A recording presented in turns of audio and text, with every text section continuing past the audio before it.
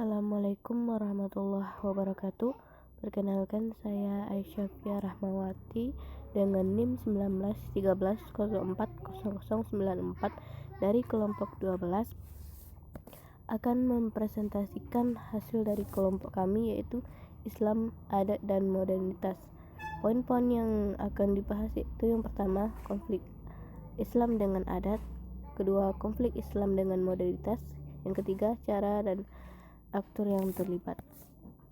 Yang pertama yaitu konflik Islam, adat, dan modernitas. Tanpa Islam, Minangkabau bukanlah Minangkabau. Bila tradisi melantau hilang dari mereka, maka Minangkabau dengan keislaman semata masih bukan Minangkabau sepenuhnya.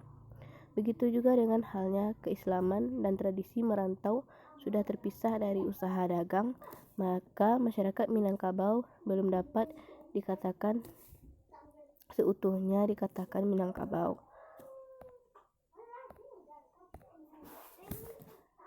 Selanjutnya, konflik Islam dengan adat.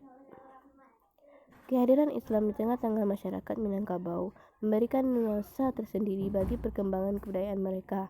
Paling tidak, Islam dipahami lebih bercorak patrilineal, patriarkal, patriarkat, seolah-olah bertentangan dengan atau dipertentangkan dengan budaya Minangkabau yang menganut sistem matrilineal, matriarkal, semi matriarkat.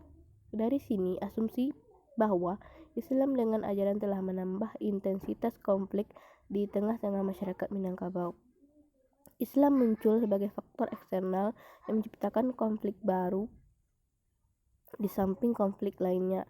Islam adalah salah satu unsur penting pembentuk karakter atau identitas masyarakat Minangkabau, seringkali diasosiasikan sebagai sesuatu yang bertentangan atau dipertentangkan dengan adat.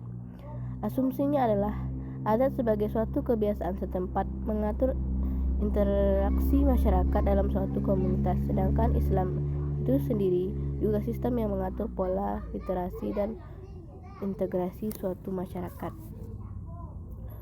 Snokhorge kutip Taufik Abdullah dalam Adat and Islam, an Examination on Conflict in Minangkabau 1966 mengatakan bahwa konflik dalam suatu masalah bukanlah ditimbulkan oleh masalah-masalah ideologi, melainkan oleh kelemahan-kelemahan manusia, di mana manusia sebagai perseorangan atau sebagai komunitas mengalami unsur-unsur kehidupan yang bersifat keagamaan maupun non-keagamaan sebagai bagian perkembangan yang tak dapat dipisah-pisahkan.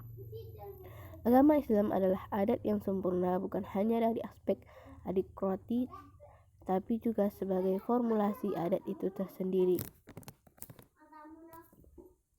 Yang kedua, konflik Islam dengan modernitas. Max Weber, Robert N. Bellah, and Clifford melihat agama sebagai inspirator dari sebuah gerakan humanisasi, sains, budaya, dan seterusnya. Durkheim juga mengungkapkan agama itu sui generis. Richardson disebutkan Velworth perasaan menyeluruh yang dibangun oleh agama, sehingga agama hadir dalam konteks apapun dan dijadikan sebagai inspirator oleh manusia sebagai makhluk Tuhan. Modernisasi Islam dipahami sebagai perubahan paradigma pemikiran umat Islam, bukan membangun definisi Islam baru. Modernisasi Islam berkembang pada abad ke-19 seiring dengan bergeraknya kaum agama, seolah-olah membangun sekolah modern, mengubah sistem surau yang tradisional dengan sistem pendidikan modern yang klasikal, berijazah, dan memiliki kurikulum.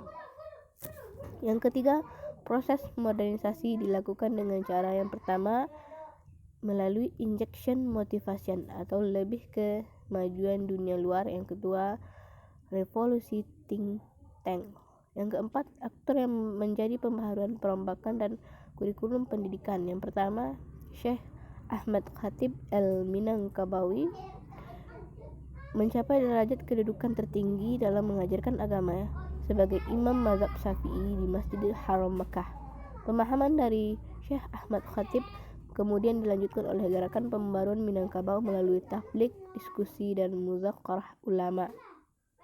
Yang kedua, Haji Abdul Karim Amarullah, lebih dikenal dengan Haji Rasul, Tahblignya bersifat keras, ditandai dengan serangan terhadap perbuatan yang tidak disetujui, sampai soal-soal kecil pun.